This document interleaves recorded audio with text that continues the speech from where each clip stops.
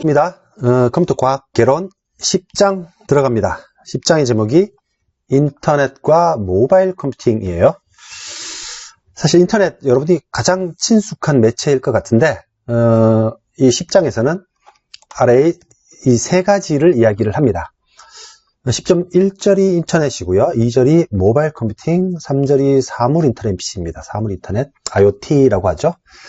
사실 인터넷, 모바일 컴퓨팅, 사물 인터넷 각각을 기술적인 레벨로 내려가서 상세하게 설명하기 시작하면 각각이 또 별도의 챕터죠. 별도의 교과가 될 수도 있고요. 그래서 분량상 이 세 가지 사항을 짧게 개념 정도를 소개하는 내용을 중심으로 설명을 드리도록 하겠습니다. 그래서 우리 교재는 353쪽부터 시작을 합니다. 그래서 오늘은 10.1절 인터넷의 전반을 한번 이야기해보죠. 아마도 구정에서 우리 네트워크 이야기를 했었으니까 그때 내용과 조금은 중복될 수도 있지만 이제 인터넷이라는 개념에 집중해서 설명을 한번 해보도록 하겠습니다. 네, 10.1절 인터넷 들어갑니다. 앞에서 인터넷 많이 설명드렸죠. 여러분 다 인터넷 아실 거고요. 아마도 여러분이 태어나셨을 때 그때 벌써 인터넷이 있었죠. 저는 이제 대학에 들어갔을 때 처음 인터넷이라는 개념이 생기기 시작했는데 앞에 WAN이라는 설명을 드렸을 때도 한번 이야기했었습니다. 그래서 인터넷이라는 것은 글로벌 네트워크이니까 WAN의 한 종류다라고 당연히 할 수 있겠죠. 그 인터넷 역사를 한번 알아보면요. 이제 웹이라는 개념, 우리가 WWW라고 하죠. 이게 월드 와이드 웹. 웹이라는 게 거미줄이니까 거미줄처럼 엉켜져 있는데 그게 전 세계적인 이라는 뜻이겠죠. 이 WWW라는 것이 1989년도에 최초로 개념이 소개되고 만들어졌다는 거예요. 자세한 이야기는 뒤에 또 이야기하겠습니다. 그때 이제 월드와이드 웹이라는 웹 브라우저가 만들어지면서 이름이 이제 월드와이드 웹 WWW라고 쓰이게 됐는데 이제 웹 브라우저라는 게 있죠. 아마 여러분들은 지금 크롬이라는 웹 브라우저 쓰시거나 뭐 다른 웹 브라우저를 쓰실 것 같은데 93년도에 이제 모자이크라는 웹 브라우저가 사용되었습니다. 모자이크. 아마 뭐 이름도 못 들어보신 분도 있으실 것 같은데 1년 뒤는 넷스케이프라는 웹 브라우저가 만들어졌어요. 그리고 1년 뒤는 MS사에서 인터넷 익스플로러라는 웹 브라우저를 만들었습니다. 굉장히 많은 기관에서 다양한 종류의 웹 브라우저를 만들면서 향후에는 웹이 컴퓨터의 중심이 될 거야 라고 알았겠죠. 그래서 굉장히 많은 웹 브라우저가 만들어지고 없어지고 했었습니다. 하단에 있는 링크를 보시면 웹 브라우저의 전쟁에 대한 이야기를 볼 수 있습니다. 뭐 이렇게 링크를 틀어서 잠깐 볼 수도 있는데요. 이게 저작권 문제 때문에 오래 볼 수는 없고요. 꼭 이 링크를 클릭하셔서 꼭 한번 보셨으면 좋겠습니다. 그래서 지금 90년대 중반에 웹 브라우저가 계속 나오게 되죠. 그래서 웹의 시대가 열립니다. 잠깐 그림으로 보시면 제일 왼쪽에 있는 상단에 있는 게 월드와이드 웹, 가장 초창기 처음으로 만들어진 웹 브라우저고요. 그다음 모자이크, 넷스케이프, 뭐 인터넷 익스플로러, 뭐 향후 이제 여러분들이 쓰시는 웹 브라우저들이 만들어졌죠. 그리고 여러분이 지금 아시는 아마존이라는 회사 94년도에 만들어졌습니다. 구글이라는 회사가 98년도군요. 그래서 이런 지금 가장 큰 IT 기업이라고 하는 회사들이 만들어진 지 20년에서 30년 사이라는 거죠. 구글만 해도 20년 조금 넘은 회사입니다. 그죠? 하단에 링크가 있습니다. 아마존에 대한 또는 구글에 대한 링크가 있는데 각각 5분, 7분짜리니까 제가 링크를 눌러서 한번 꼭 보시고요. 뭐 페이스북, 트위터, 인스타그램 다 아는 것들이죠. 아는 회사죠. 2004년, 6년, 10년. 페이스북은 2020년 현재 한 15억 명 이상의 가입자가 있다고 합니다. 사실 개인적으로 저는 페이스북이나 트위터나 인스타그램을 안 씁니다. 페이스북은 업무용으로 조금 쓰는데요. 나머지 것들은 안 써서 사실은 이 각각의 사용법이나 기능 등에 대한 이야기들은 아마 이 영상을 시청하시는 여러분들이 저보다 더 잘 아실 거라고 생각이 듭니다.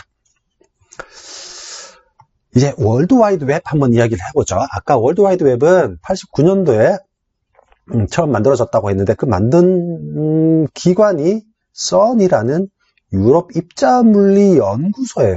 팀 버너스-리라는 사람이 처음 제안했는데 왜 유럽의 입자물리 연구소에서 만들었을까? 그 내용을 한번 살펴보도록 하겠습니다. 이 링크를 클릭하시면 되는데 일단 CERN이라는 연구소 한번 보죠. CERN은 이게 프랑스어라서 제가 발음을 못하는데 대충 보면 Council European 어쩌고저쩌고 리서치 뉴클리에 이렇게 돼 있네요. 그래서 유럽의 입자물리학 연구소입니다. 왜 여기서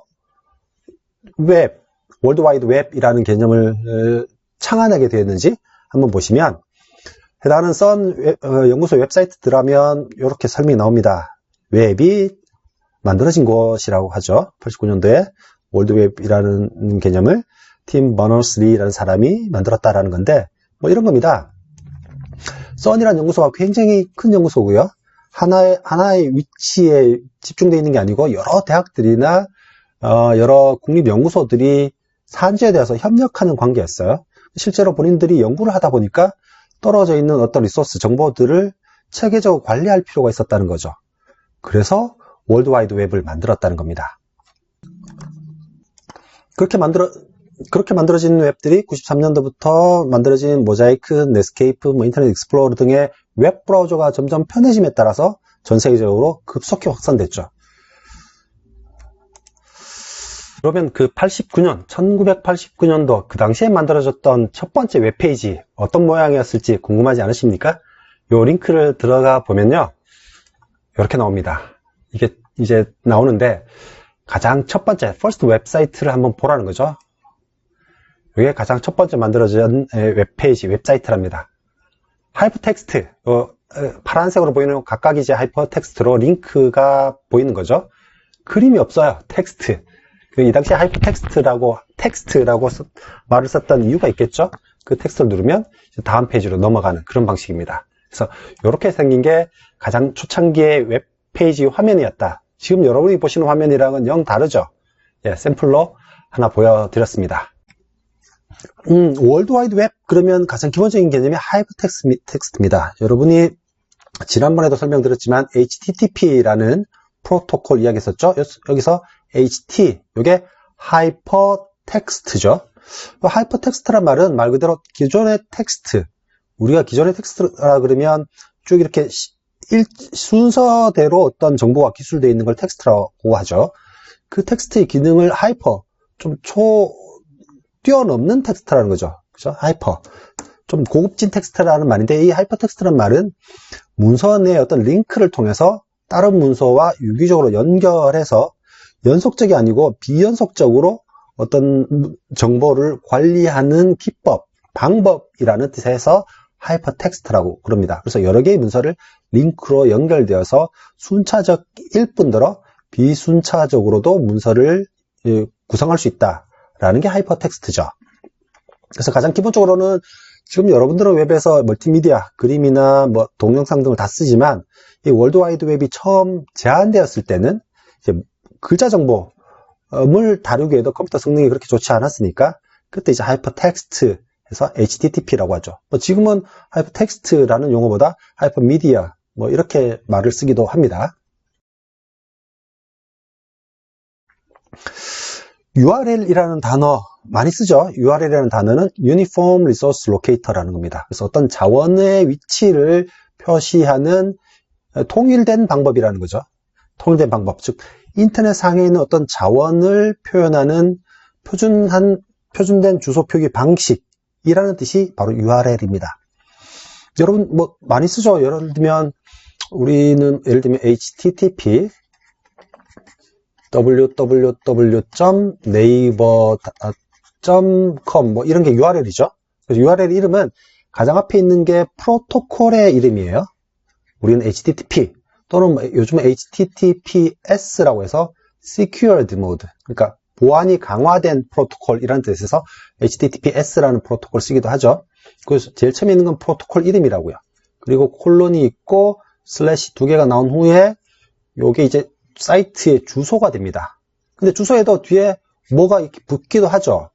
그래서 요까지가 사이트 주소이고요. 그 뒤에 있는 것들은 파일 디렉토리나 파일명입니다. 즉 www.naver.com 안에 있는 어떤 폴더에 있는 어떤 파일이라는 뜻이에요. 이렇게 하면 전 세계에 있는 모든 컴퓨터에 있는, 즉 인터넷에 연결된 모든 컴퓨터에 있는 자원들을 다 표기할 수 있다는 거죠. 그래서 이런 표기법을 URL이라고 하는 겁니다.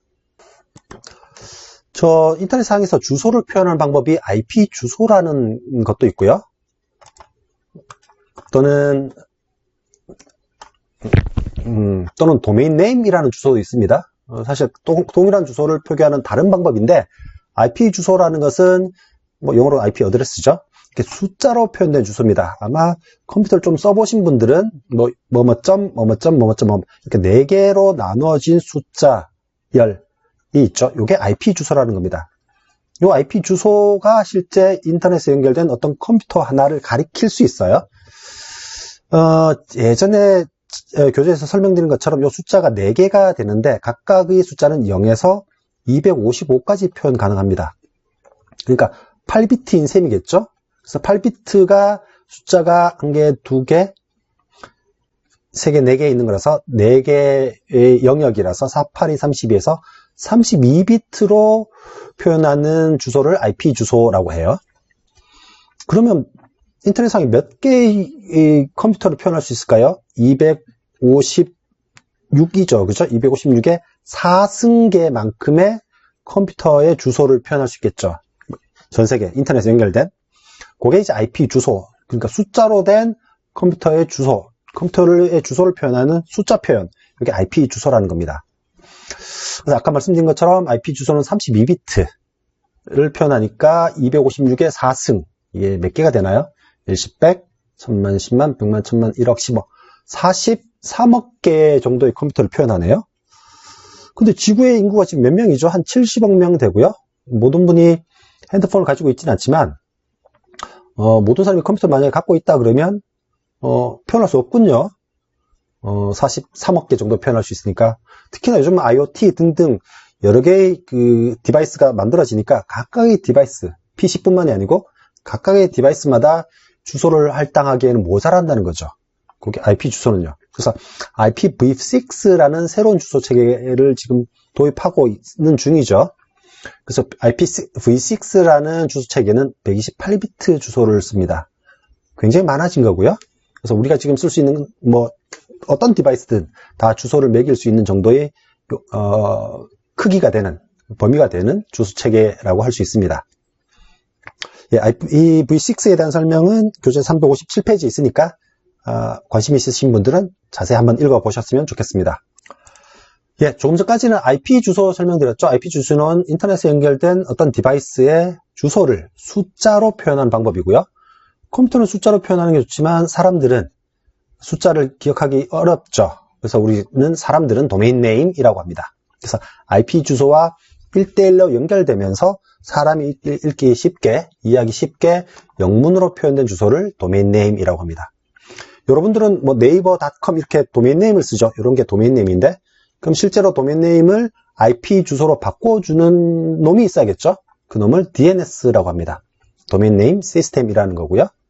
그래서 여러분들이 도메인 네임을 입력하면 웹브라우저가 DNS에 연결해서 그 놈을 IP 주소로 바꿔서 내부적으로 쓰게 되는 겁니다. 그래서 주소를 표현하는 방법은 IP 주소와 도메인 네임이 있다. 이 놈은 1대1로 연결된다. 각각이. 그렇게 1대1로 연결해주는 놈을 DNS라고 한다. 라고 생각하시면 됩니다. 아까 대충 설명드렸는데요. 이렇게, 주소, 이렇게 도메인 네임이죠. 이게. www.bc.ac.kr 이라는 도메인 네임이 있다 그러면 각각의 의미를 설명드려보면 앞에 있는 게 HTTP라는 게 프로토콜 이름이었죠. HTTP 또는 보안을 좀 더 강화한 Secured HTTPS라는 프로토콜도 요즘 많이 씁니다. 보안 문제로요. 이렇게 했을 때 bc.ac.kr 이게 도메인 네임이고요. 앞에 있는 www라는 것은 그 도메인 안에 있는 컴퓨터 이름을 말하는 거예요. 그리고 제일 마지막에 있는 kr은 이제 국가명이죠. 국가명 중에 ac는 academy, 이제 교육기관이라는 겁니다. 그래서 한국의 BC라는 교육기관 안에 있는 www라는 컴퓨터, 이렇게 생각을 하시면 됩니다. 웹에서 용어 하나 더 보고 가죠. 여러분 클라이언트 서버 구조라는 단어 용어 들어보셨나요? 클라이언트 그러면 고객이고요. 영어 뜻 그대로 설명하면 서버는 뭔가를 제공해 주는 걸 말하죠. 그래서 웹도 이제 클라이언트 서버 구조인데 말 그대로 클라이언트는 서비스를 요청하는 쪽, 서버는 요청한 서비스를 응대하는, 처리하는 쪽을 말합니다.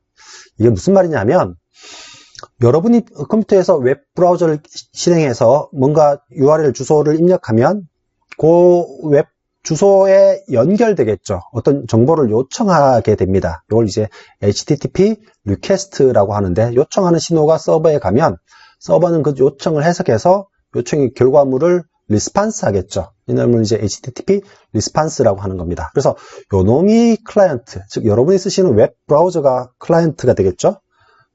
그 URL을 네이버.com이라고 입력하면 네이버에 있는 www라는 컴퓨터가 이제 서버가 되는 겁니다. 이런 식의 구조를 클라이언트 앤 서버 구조라고 합니다. 예, 요 내용이 358페이지까지 쭉 있습니다. 교재를 보시면서 설명을 계속 보시면 되는데, 우리 웹 브라우저라고 하죠. 이놈이 이제 우리 클라이언트인 셈인데, 실제 웹 브라우저가 하는 일은 여러분이 이렇게 주소가 지금 잘 안 보이는데요. 네이버.com이라고 입력을 하면 네이버.com이 이제 서버에 연결이 되겠죠? 그럼 그 네이버에 있는 서버는 어떤 정보를 리스판스 하겠죠? 실제로 그 리스판스 되는 정보는 이와 같은 글자로 된 정보입니다.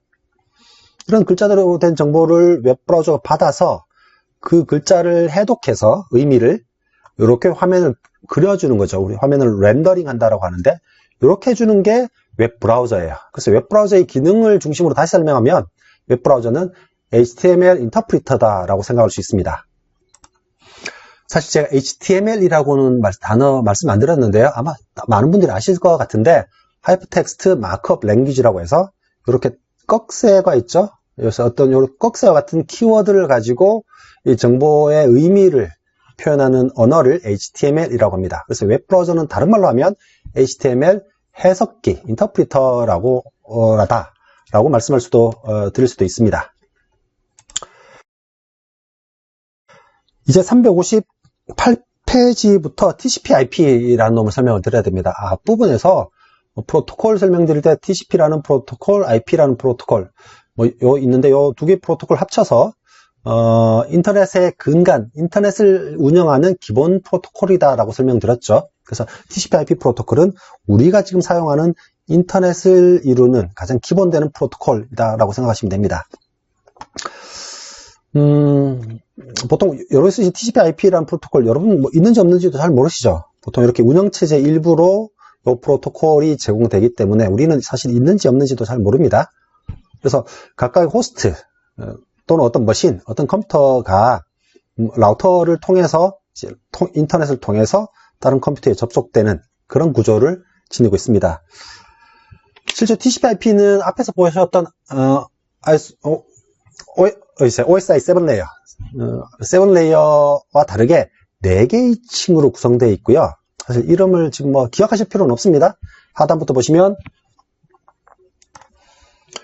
그 7레이어와 비교해서 뭐 이름이 비슷하니까 뭐 이렇게 4개의 층으로 구성되어 있구나 정도만 기억을 하시면 될 듯 합니다. 뭐 개발자가 아닌 상황에서야 깊은 내용을 아실 필요는 없을 듯 하고요. 그리고 그 다음 페이지에 있는 정보는 그냥 상식선에서 말씀을 드리면, 이건 OSI 7레이어도 똑같은데 4개의 층의 프로토콜이 있죠. 그리고 프로토콜이 쭉 이렇게 내려가면서 정보가 실제로 전송된다고 했을 때, 실제 전송할 데이터에 각각 프로토콜마다 어떤 정보를 덧붙입니다. 당연하죠. 해당하는 레이어에 살 일이 있으니까 정보를 헤더를 계속 붙여나가게 됩니다. 그래서 실제로는 이 데이터를 전송하는데 앞뒤로 전송에 필요한 헤더 파일이나 뭐 트레일러 정보들, 헤더 정보들이나 트레일러 정보들이 덧붙어서 실제로 전송이 되는 겁니다. 네, 요건 뭐 참고 삼아 말씀을 드렸고요. 361페이지를 보겠습니다. 그 뒤에 있는 내용은 각자 책을 참조를 하시기 바라고요. 361쪽부터 이제 인터넷 활용에 대한 이야기 있는데, 뭐 다 아시는 내용이에요. 포털 사이트, 뭐 전자메일.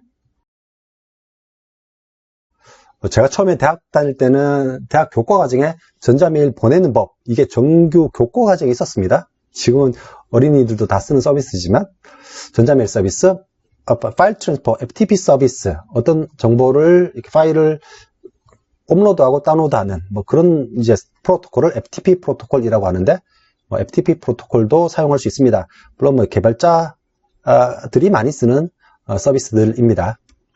그리고 전자상거래, 인터넷 뱅킹, 뭐 이렇게 다 지금은 다 일상생활에 여러분들이 다 사용하시는 서비스죠. 여기까지가 364쪽에서 10.1절 마칩니다. 그런데 조금 더 덧붙여 설명을 드리면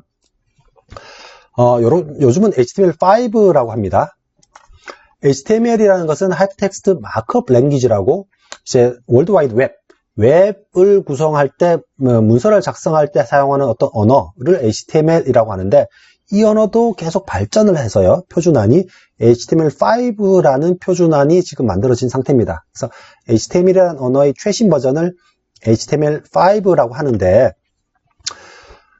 실제 여러분 웹 프로그래밍이라는 이야기 많이 하죠. 이제 웹에서 돌아가는 어떤 프로그램을 만드는 방법을 이제 웹 프로그래밍이라고 하는데 다른 말로는 HTML 이용한 문서 제작이라고 봐도 돼요. 근데 예전에는 HTML이었으니까 단순한 문서를 제작하는 게 웹 프로그래밍이었었는데 요즘은 좀 개념이 다릅니다. 다른 게 이제 HTML5라는 것은 HTML 태그 뿐만 아니고 뭐 CSS라는 놈 또는 자바스크립트라는 놈이 덧붙여져서 만든 게 이제 HTML5예요. 그래서 HTML5는 단순히 문서만을 만드는 언어가 아니고요. 웹 브라우저 상에서의 어떤 응용 프로그램을 만드는 수준입니다. 그래서 예를 들면 윈도우즈에서 운영되는 프로그램을 만드는 것처럼 웹 브라우저에서 실행되는 어떤 응용 프로그램을 만들 수 있는 정도로 지금 버전이 발전하고 있다는 거죠. 그래서 HTML5라는 언어는 굉장히 복잡한 거다. 단순히 태그만 쓰는 게 아니고 뭐 자바스크립트 등을 이용해서 실제 프로그래밍이 가능한 환경이다 라는 것까지 참고로 알아주셨으면 좋겠습니다. 예, 다음 시간에는 모바일 컴퓨팅에 대해서 자세히 알아보도록 하겠습니다. 안녕.